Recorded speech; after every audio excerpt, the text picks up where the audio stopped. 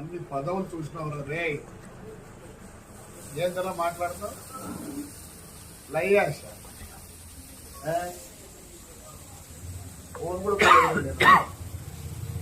నాకేమొచ్చింది నువ్వు నా గురించి మాట్లాడతావా 9 కోట్లు బిల్లు చెప్తానే మాట్లాడతావు నువ్వు నా గురించే ఆసుపత్రుల్లో అది పారిశుద్ధ కార్యక్రమాలకు ఏదో కోటా ఇస్తారా దాంట్లో నీకు నెలకు 5 లక్షలు తెచ్చినావరా పుచ్చుకోట గల్లు ఏం చేసినారా నా తమ్ముళ్ళు గౌరవ సొమ్మురా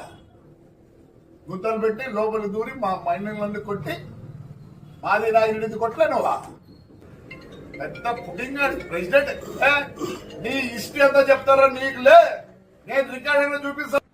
గవర్నమెంట్ భూములను నీ పేరుతో చేయించుకున్నావు లేదా వస్తారా ఇవన్నీ తీసుకొని వస్తా మళ్ళీ అన్ని ఎంక్వైరీ పెట్టిస్తా ఏదో బంధువులేనా అంటుంటే ఏమరా ఆ రోడ్లో కళ్యాణ్ ఎమ్మెల్యే రోడ్లు చేసినాడు బాబు ఆయన కాంట్రాక్టర్ నువ్వు కొట్లే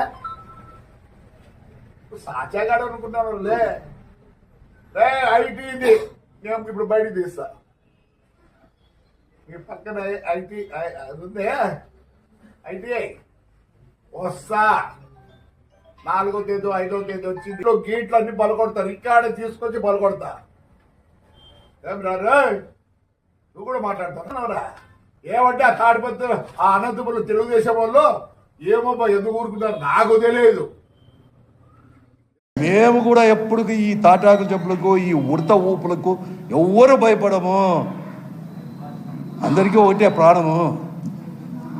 ఎవరికి భయపడం మీరు ఎక్కువ మాట్లాడొద్దండి ఎంక్వైరీ చేసుకో కేంద్రంలో మీరే ఉన్నారు సెంటర్లో మీరే ఉన్నారు అదే ఇంతా ఉన్నారు నిజాయితీ పరులు మీరంతా చేయండి ఆడ తప్పు ఉంటే చేసుకోండి ఎవ్వరు ఏం లేదు పోతాం తాడిపిత్రికి పోతాం మళ్ళా పోతాం మా జగన్ కూడా వస్తాడు తాడిపిత్రికి పోతాం మీటింగ్ పెడతారు చేసుకోండి ప్రజా సంపద మీరు గెలిస్తే మీరు ఉంటారు మేము గెలిస్తే గెలుస్తాం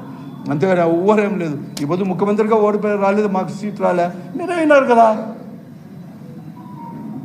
అబద్ధం మీరు చేయలేదా ఇవన్నీ కాదు నేను ఒకటి కొత్తగా పోకడేమంటే గతంలో కూడా ఇట్లా బెదిరించిన వాళ్ళు శాసించిన వాళ్ళు ఉన్నారు కానీ మాఫియాలు ఎక్కడ తయారు చేయలేదు ఈరోజు తాడిపిత్తుల్లో వారి ఆధ్వర్యంలో మాఫియాలు తయారవుతాయి ఇది జిల్లాకే హానికరం ఆయనకు కూడా హానికరమే ఇది మంచిది కాదు